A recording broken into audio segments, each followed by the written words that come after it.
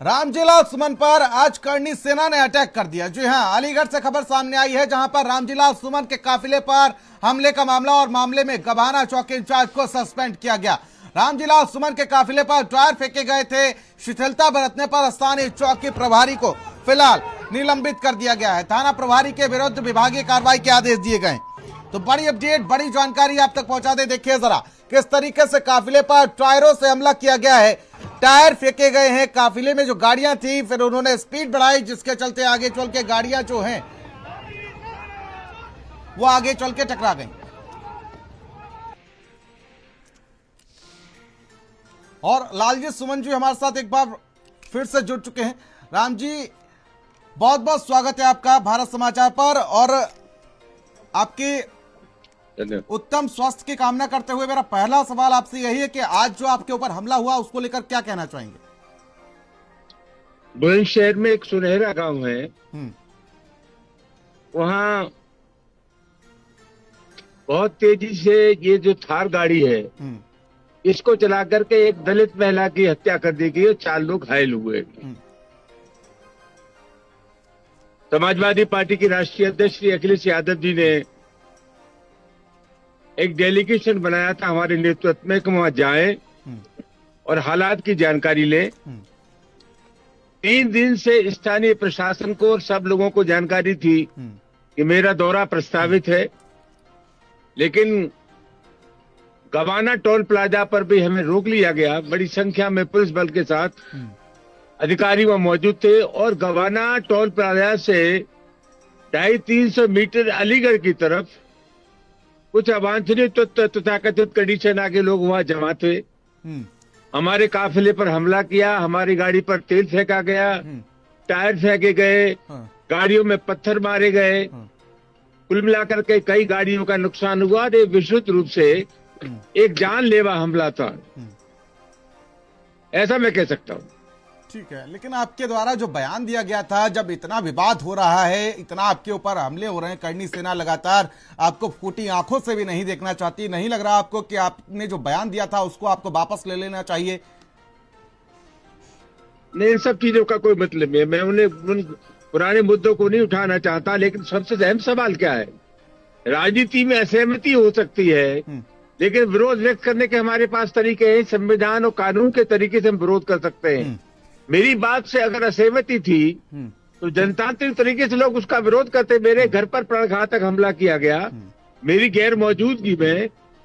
करनी सेना ने एक आगरा में 12 अप्रैल को जलसा किया, उसमें तलवार लहराई गई, अवैध हथियार लहराए गए और कानून का उल्लंघन किया गया। ये इन तत्वों को ये कहां से हक मिल गया कि कानून और संविधान से ऊपर है? अगर मेरा विरोधी करना था तो हमें संविधान प्रदत्त तो तरीके विरोध करने के, उससे विरोध करना चाहिए था। हमारे देश में हिंसा को कोई जगह पर नहीं। आपका यह आरोप है कि बीजेपी आपकी हत्या कराना चाहती है और ये जो पूरा सब कराया जा रहा है, जिस तरीके से जो 12 तारीख को जिस तरीके से प्रदर्शन हुआ आपके घर पर, उसके बाद आज जिस तरीके से आज ये हमला किया गया आपके ऊपर, और साथ ही साथ हनुमान जयंती पर जिस तरीके से जो प्रदर्शन किया गया, आपकी तरफ से आरोप लगाया जा रहा है कि बीजेपी आपकी हत्या कराना चाहती है। मैं आपसे कहना चाहता हूँ, ये जो लचर व्यवस्था है, कहीं से सख्त संदेश नहीं मिल रहा है वांछनीय तत्वों को, कहीं से कानूनी कार्रवाई नहीं हो रही है। जो खुराफाती लोग सरेआम घूम रहे हैं, उन पे कोई नियंत्रण नहीं है। इसका सीधा मतलब ये है कि कहीं न कहीं राज्य सरकार की शय उनको, राज्य सरकार का संरक्षण प्राप्त है। तो मैं क्या कहूँ, मैं ये मान के चलता हूँ कि पूरे मामले में राज्य सरकार शामिल है। और उसके बाद आज जिस तरीके से आपके ऊपर हमला किया गया, काले झंडे आपको दिखाए गए, आपके काफिले पर हमला किया गया, उसके बाद करनी सेना के जो प्रदेश अध्यक्ष दुर्गेश सिंह वो सामने आए। उन्होंने कहा कि इस हमले की जिम्मेदारी हम लेते हैं और जब तक रामजीलाल सुमन माफी नहीं मांगते हैं तब तक इसी तरह से विरोध प्रदर्शन चलता रहेगा। समाजवादी पार्टी को लग रहा था कि समय के साथ ये चीजें ढल जाएंगी, लेकिन विरोध कम नहीं हो रहा है, रोष कम नहीं हो रहा है करनी सेना में। ऐसा है, करनी सेना, मैं नहीं जानता कितनी करनी सेना है, विरोध हो रहा है। मेरा उनसे आग्रह है कि जहां तक छतरी का सवाल है, छतरियों का धर्म तो गरीबों की इमदाद करना है, ये बड़े बड़ी भारी रणबांकुरे हैं, तो वहां चले जाए पाकिस्तान में आतंकवादियों से लड़ने। मेरा उनसे विनम्र आग्रह है कि चीन ने हमारी जमीन पर कब्जा कर रखा है। चीन अरुणाचल प्रदेश को अपने नक्शे में दिखाता है, तो इन बहादुरों की तो वहाँ आवश्यकता है, वहाँ चले जाए। ये कायर लोग हैं, बुज़दिल लोग हैं, इनके बारे में कोई टिप्पणी नहीं करना चाहता। आपके ऊपर ये आरोप लगता है, समाजवादी पार्टी के ऊपर आरोप लगता है कि कुछ दलित नेताओं को आगे करके, चाहे आपकी बात कर लें, चाहे इंद्रजीत सरोज की बात कर लें, कुछ दलित नेताओं को आगे करके दलितों की जो मायावती का जो वोट बैंक है उसमें कहीं ना कहीं सेंध लगाने की समाजवादी पार्टी जुगत में है। क्या कहना चाहेंगे उसको लेकर? इन बातों का कोई मतलब नहीं है। क्या दलितों का पक्ष लेना कोई गुनाह है? क्या कमजोर वर्गों पे जो अत्याचार हो रहे हैं उसके पक्ष में बोलना कोई गुनाह है? आरोप लगा रही है जहाँ दलितों की नाबालिग बच्चियों के साथ रेप हो रहे हैं उसके पक्ष में बोलना कोई गुनाह है? जगह जगह डॉक्टर अम्बेडकर की मूर्तियां तोड़ी जा रही है, उस पर बोलना कोई गुनाह है? दलितों के ऊपर जहाँ जहाँ अत्याचार होगा उनके खिलाफ बोलना हमारा धर्म है, और हमें चाहे जो परिणाम भुगतना पड़े हम बराबर बोलते रहेंगे। मेरा एक सवाल आपसे ये है कि आपके लिए क्या ऊपर है, पीडीए ऊपर है या राष्ट्रवाद ऊपर है? देखिए, आप क्या बात कर रहे हैं? एक पॉलिटिकल लाइन है, जो दबे पिसे लोग हैं, वंचित हैं, शोषित हैं, जिनका हक मारा गया है, हम उनके पक्ष में बोल रहे हैं, और पीडीए उसकी एक शक्ल है। लेकिन जिस तरीके से बीजेपी आरोप लगा रही है, बीजेपी कह रही है कि दलित नेताओं को आगे करके कभी सपा जो है वो कभी महापुरुषों का अपमान कर देती है, कभी ईश्वर का अपमान कर देती है। ये बीजेपी के लोगों के बारे में क्या कहूं? इनका डॉक्टर अम्बेडकर से दलितों से क्या संबंध? जब संविधान बन रहा था तो ये वही लोग हैं जो कह रहे थे कि मनु का संविधान जब हमारे देश में, तो संविधान की कोई जरूरत नहीं है। ये वही लोग हैं, हिंदू कोड बिल के सवाल पर डॉक्टर अम्बेडकर की तस्वीर का क्या पुतला इन्होंने लोगों ने जलाया।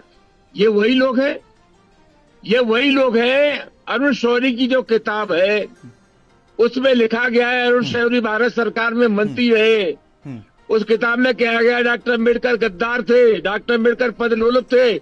क्या क्या नहीं कहा गया अम्बेडकर के बारे में? तो जहां तक ये बीजेपी के लोगों का सवाल है, इनका डॉक्टर अम्बेडकर से कोई रिश्ता नहीं है। ये बताएं कि इनका वर्ण व्यवस्था में विश्वास है कि नहीं, ये बताएं कि मनुस्मृति को मानते कि नहीं मानते। ये डॉक्टर अम्बेडकर के विरोधी है, दलितों के विरोधी है। ये वही लोग हैं जिनका वर्ण व्यवस्था में और मनुस्मृति में विश्वास है।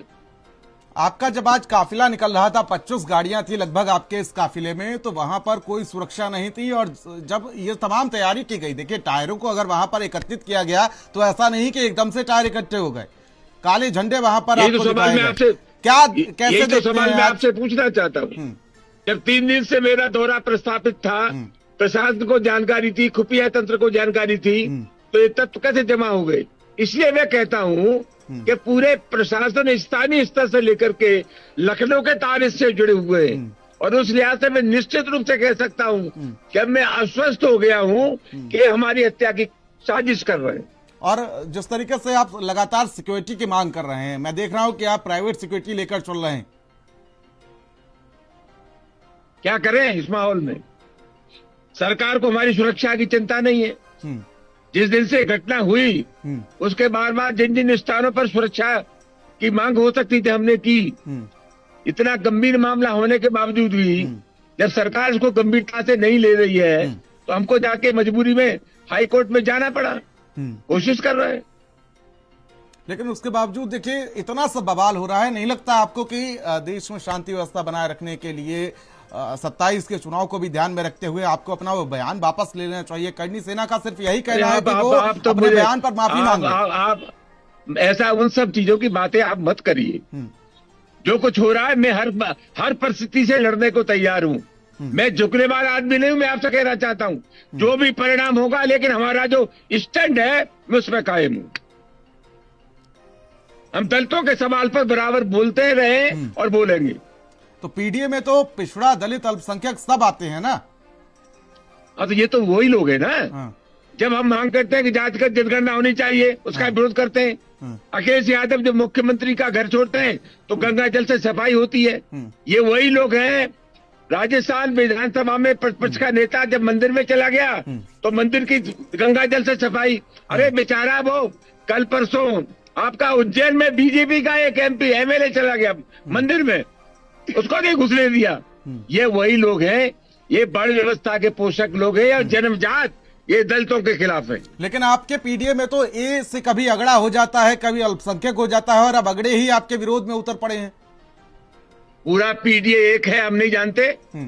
पूरा पीडीए एक है। पीडीए में आप क्या मानते हैं, अगड़ा या अल्पसंख्यक? और ये चुनौती रामजी लाल सुमन को नहीं है। हाँ। ये चुनौती संपूर्ण पीडीए को है, ऐसा मैं कहना चाहता हूँ। अच्छा, देखा गया है कि करनी सेना लगातार आपका विरोध कर रही है, तलवारें लहरा रही है, और साथ ही साथ देखा गया कि किस तरीके से आपके ऊपर हमला किया जा रहा है, आज भी देखा गया, लेकिन कोई गिरफ्तारी नहीं हो रही है। आप ये सवाल उत्तर प्रदेश के मुख्यमंत्री से पूछिए कि कोई गिरफ्तारी क्यों नहीं की जा रही है। ये हिंसक तत्वों को संरक्षण कौन दे रहा है? ये तलवार कौन लहरा रहा है? ये अवैध असले कौन लहरा रहा है? जो सवाल सरकार से पूछना चाहिए आपको, वो सवाल आप हमसे पूछ रहे हैं। इसका क्या मतलब हुआ? इसका मतलब ये हुआ कि कुछ लोग जो नंगा नाच कर रहे हैं, उनको एक गलतफहमी है, उनको संरक्षण मिल रहा है कि हमारी हैसियत कानून और संविधान से ऊपर है। तो ये सवाल तो आपको उत्तर प्रदेश के मुख्यमंत्री से पूछना चाहिए। नहीं, सवाल मैं सबसे पूछता हूं, सवाल सरकार से भी पूछा, जब सरकार के प्रवक्ता पहुंचते हैं हमारे स्टूडियो तो हम उनसे भी सवाल पूछते हैं, लेकिन आपका गुस्सा किस बात को लेकर है? आपके बयान पर प्रदर्शन हो रहा है, आपके बयान पर प्रदर्शन हो रहा है, या प्रदर्शन के बाद गिरफ्तारी नहीं हो रही है? प्रदर्शन के बाद गिरफ्तारी नहीं हुई है। सवाल मुद्दों का है, सवाल पीडीए का है, सवाल पिछड़ों का है, अकलियत का है, दलितों का है।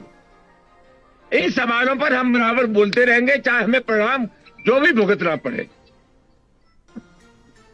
बिल्कुल, लेकिन जिस तरीके से अब 27 के चुनाव को लेकर कहीं ना कहीं आपके कंधे पे रखकर समाजवादी पार्टी जो है वो दलितों के वोट बैंक में सेंधमारी करने की जुगत में है, क्योंकि हम सभी ने देखा कि 24 के लोकसभा चुनाव अच्छा, में मैं एक बात पूछ रहा हूँ। दलितों के पक्ष में बोलना, उनके दुख दर्द में शरीक होना, उनकी आवाज उठाना, ये कोई पाप है क्या? क्या करूं? मैं बोलूं नहीं? मैं जरूर बोलूंगा, क्योंकि मैं उसकी वेदना को जानता हूं। मैं उसी प्रक्रिया से गुजर करके राजनीति में आया हूं, लिहाजा उनकी वेदना को मुझसे अच्छा कोई नहीं जानता।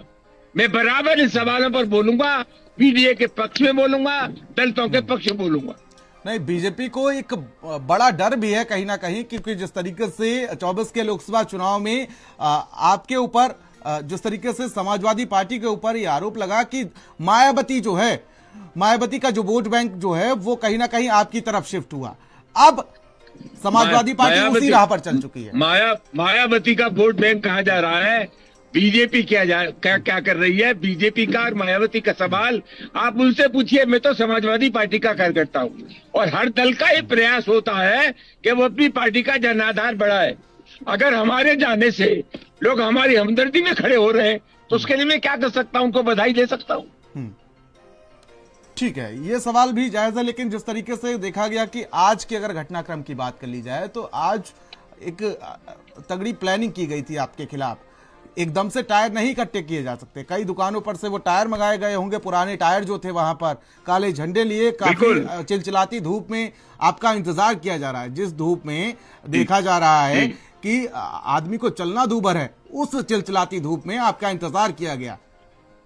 किसका फेल्योर आप मान रहे हैं? आप इसी से अंदाजा लगा सकते हैं कि 3 दिन से मेरा दौरा प्रस्तावित था। बुलंदशहर का बड़े से बड़ा कोई अधिकारी ऐसा नहीं था जिससे मेरी बात न हुई हो। उनके पास खुफिया तंत्र है, एलआईयू है, जानकारी के तमाम माध्यम है। अलीगढ़ की पुलिस को भी जानकारी थी, बुलंदशहर की पुलिस को भी जानकारी थी। इसके बाद ये चूक होना, ये चूक जानबूझ करके नहीं हुई है, साजिशन हमारी हत्या करने का प्रयास था, हमारे साथियों को चोट पहुंचाने की कोशिश इंचार्ज को वहां पर सस्पेंड कर दिया गया है, ये कार्रवाई कैसे देखते हैं? क्या सिर्फ छोटे अधिकारियों पर ऐसा है? चौकी इंचार्ज को सस्पेंड किया गया है।